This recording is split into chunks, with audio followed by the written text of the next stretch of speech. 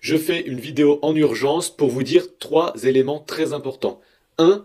Sachez que nous sommes à un moment historique et je vais vous le prouver avec des statistiques qui ont 80% de chances de se réaliser et qui peut soit ruiner des personnes, soit enrichir d'autres. Donc à vous de choisir duquel côté que vous voulez être.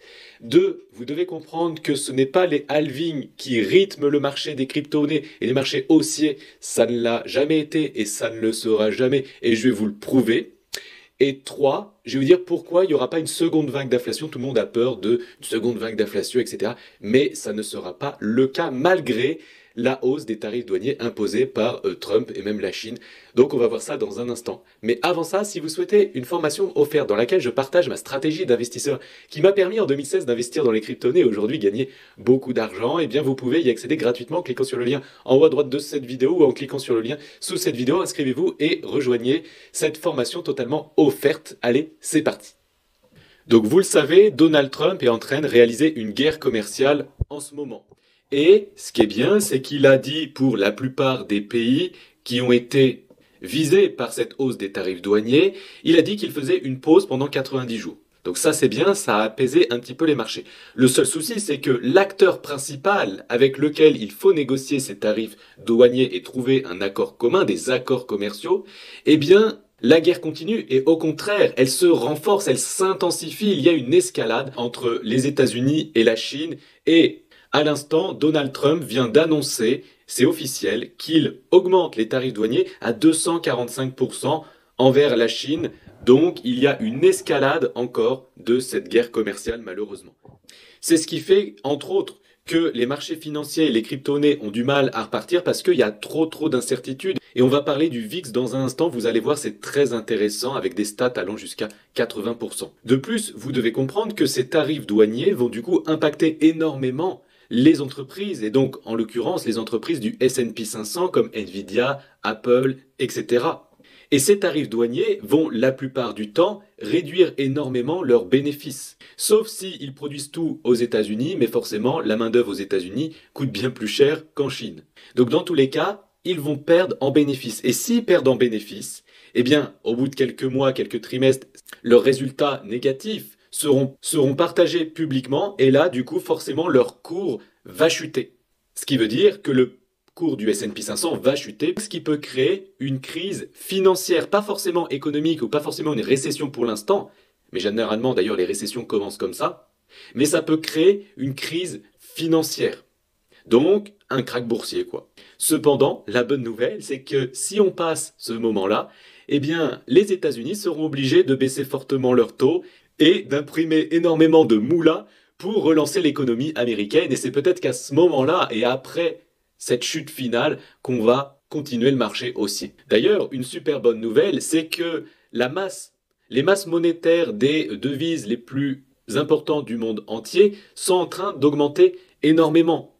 Et on devrait théoriquement avoir un impact positif sur les marchés dès ce mois d'avril, si il y a moins d'incertitudes. Parce que certes, s'il y a beaucoup d'argent qui est imprimé, mais il y a trop d'incertitudes, les gens vont pas les investir sur les marchés financiers. Donc il faut absolument que cette guerre commerciale s'arrête ou s'allège pour que eh bien, les marchés puissent réellement repartir. Par contre, ce qui est intéressant, c'est que je voulais savoir quel sera l'impact sur le prix du Bitcoin concernant cette hausse de la masse monétaire si elle est investie sur le Bitcoin et les crypto-monnaies. Vous voyez, on a vu une hausse ici à l'époque et ça a créé cette hausse sur le Bitcoin. Et comme cette hausse ici est équivalente, j'ai mesuré à cette hausse-là, on peut regarder eh bien, à quel niveau ça enverrait le prix du Bitcoin. Donc tout simplement, j'ai pris la hausse du Bitcoin qui a été réalisée ici avec cette hausse de la masse monétaire et je l'ai tout simplement reporté en admettant que le bas du Bitcoin était à ce niveau-là. Dans ce cas-là, ça nous emmène à peu près aux 127 000 $ en 2025. J'ai souvent parlé des 125 000 en 2025. C'est possible si, par contre, cette guerre commerciale s'arrête et que les taux soient rapidement baissés. Et ce qui est intéressant, c'est de regarder et de comparer le cours de l'or par rapport au cours du Bitcoin. Parce qu'en fait, l'or et le Bitcoin, ils sont totalement complémentaires. Parce qu'en fait, quand on fait un pari sur le Bitcoin, quand on achète du Bitcoin, on fait un pari sur le futur parce que on croit que le futur sera radieux. Donc, on investit sur le Bitcoin parce que c'est un pari sur le futur. Mais par contre, quand on investit dans l'or, ça veut dire qu'on a peur du futur. Et donc, on investit dans le passé parce que les gens ont peur du futur. Et donc, du coup, c'est pour ça que moi, j'ai de l'or et des crypto-monnaies et principalement du Bitcoin parce qu'ils sont complémentaires. Quand l'un monte, l'autre chute. Et vous pouvez voir qu'à l'époque, Quand l'or a chuté, le Bitcoin a monté. Ici, l'or a stagné, le Bitcoin a monté. Ici, l'or a chuté, le Bitcoin a monté, vraiment fortement à partir de là, quand l'or a chuté. Et vous voyez, pour l'instant, l'or fait que de monter. Donc le Bitcoin, il peut pas trop monter, puisqu'en fait, les gens ont peur en l'avenir. Donc pourquoi ils feront un pari sur l'avenir en investissant dans les crypto-monnaies si l'avenir est incertain? C'est pour ça qu'il y a trop d'incertitudes avec ces tarifs douaniers.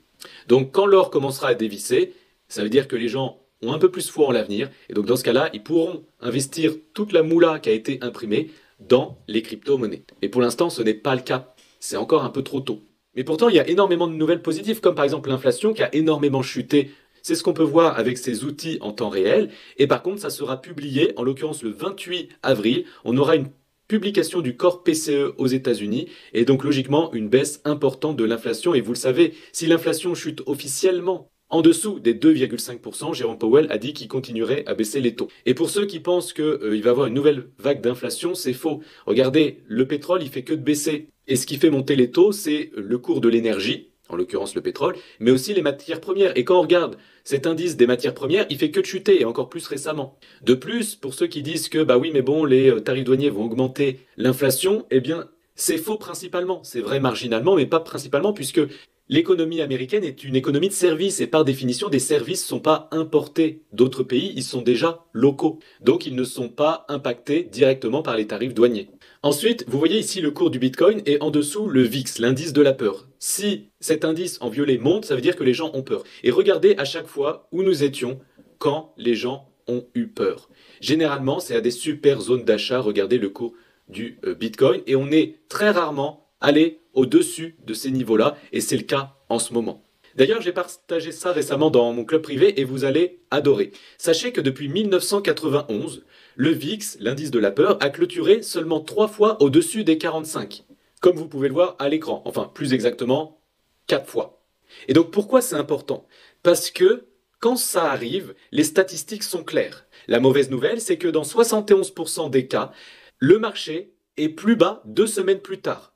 Autrement dit, dans 2 semaines à 10 jours, il est possible que le cours des actifs soit plus bas qu'aujourd'hui. Cependant, la très bonne nouvelle, c'est que dans 86% des cas, le marché est plus haut que le cours actuel dans les mois qui suivent et souvent beaucoup plus haut un an après. Ça veut dire qu'on va peut-être passer une petite phase d'incertitude pendant les jours ou les semaines à venir, mais qu'ensuite, statistiquement, en tout cas dans 86% des cas, il est fort probable qu'on soit beaucoup plus haut dans les mois à venir. D'ailleurs, on le voit quand on regarde le Bitcoin comparé au VIX, il est venu taper sur son canal haussier qui tient depuis 2015, comme vous pouvez le voir ici en bleu clair avec plusieurs points de contact, ici en 2015, ici en 2020, ici en 2024 et une fois ici en 2025. Et à chaque fois, on est reparti à la hausse, même si à court terme, il est possible qu'il y ait encore quelques volatilités. Sachez que ce genre de vidéo que je suis en train de tourner ici, j'en fais une vidéo par semaine dans mon club privé. Sur ma chaîne YouTube, publiquement, j'en fais 1 ou 2 par mois, mais c'est pas forcément fixe, c'est très variable, j'en fais quand j'ai envie, mais dans mon club privé, entre autres, je fais une vidéo d'analyse du genre chaque semaine, tous les lundis. Je partage aussi tous mes signaux d'achat, tous mes signaux de vente. Et d'ailleurs, récemment, on a vendu un peu de Solana parce qu'on en a acheté quand tout le monde avait peur il y a quelques jours. Et là, on a fait presque 20% de performance sur notre achat de Solana acheté il y a exactement 8 jours. Donc, on a encaissé un petit peu de gain ces derniers jours et ça fait plaisir. Si vous êtes intéressé par ce club privé, à partir de seulement 47 € par mois sans engagement, je vous invite à cliquer sur le lien qui se trouve sous cette vidéo pour rejoindre le club privé. Concernant la fameuse baisse des taux directeurs au niveau de la Réserve fédérale américaine, il est peu probable qu'il y ait une baisse de taux le 7 mai, sauf catalyseur important qu'on peut avoir dans les semaines à venir. Mais bon, selon moi, il y a une chance sur 2 que ça soit le cas, qu'il y ait une baisse de taux le 7 mai. Par contre, c'est sûr à 100% qu'il y aura une baisse de taux en juin et une baisse de taux en juillet. Donc ça pourra ramener quelques rayons de soleil sur le marché des crypto-monnaies. Cependant, je l'ai déjà dit dans une précédente vidéo, selon moi, en 2025, il est possible qu'il y ait un bull market, mais pas un bull run. Pourquoi? Parce qu'à chaque fois qu'il y a eu des bull runs dans les marchés haussiers précédents, eh bien, les taux étaient toujours très bas, c'est-à-dire proches des 1%, voire à 0, comme vous pouvez le voir ici. Et aujourd'hui, regardez les taux où ils sont. Ils sont très hauts, du coup, on ne peut pas avoir énormément de liquidité, donc on ne peut pas avoir un énorme marché haussier. Et pour tous ceux qui pensent que le marché haussier des crypto-monnaies est drivé par le halving, c'est faux. Il y a une corrélation, mais il n'y a pas de causalité. Ce qui est lié à la hausse des crypto-monnaies, c'est la liquidité. Vous pouvez le voir ici dans mon graphique en bas de l'écran. Quand cette zone verte monte, ça veut dire qu'il y a une croissance de la masse monétaire. Quand cette zone verte baisse, ça veut dire qu'il y a une baisse de la croissance de la masse monétaire. Et quand on arrive dans une zone rouge, ça veut dire qu'on a une décroissance de la masse monétaire. Et regardez, à chaque fois qu'il y a une croissance de la masse monétaire, il y a un bull run. Croissance de la masse monétaire, bull run. Croissance de la masse monétaire, bull run. Et regardez ce qu'on a en ce moment. Bah oui, il y a une croissance de la masse monétaire, mais tout petit. Voilà pourquoi je crois à un marché haussier, peut-être, s'il n'y a pas trop d'incertitudes, mais pas un bull run. Cependant, ce qui est positif, c'est que, comme je vous l'ai dit en début de cette vidéo, la liquidité commence à revenir tranquillement. Et on peut voir que jusqu'à maintenant, on faisait des plus hauts de plus en plus bas en termes de liquidité, mais là, on est enfin en train de dépasser l'ancien plus haut. Donc, des rayons du soleil commencent à arriver sur le marché des crypto-monnaies, encore faut-il que les tensions s'apaisent. Cependant, quand on regarde le marché des crypto-monnaies hors du Bitcoin, hors de l'Ethereum et hors des stablecoins, eh bien, nous sommes proches du précipice. Malheureusement, nous sommes en train de sortir tranquillement de ce canal haussier et nous sommes toujours au-dessus d'un support, mais c'est un peu fragile. Je vous ai toujours dit depuis des semaines que nous sommes toujours dans cette pause durant la hausse et qu'on n'est pas encore officiellement reparti. Et là, on est toujours en train de chuter et je maintiens qu'on n'est toujours pas encore officiellement reparti.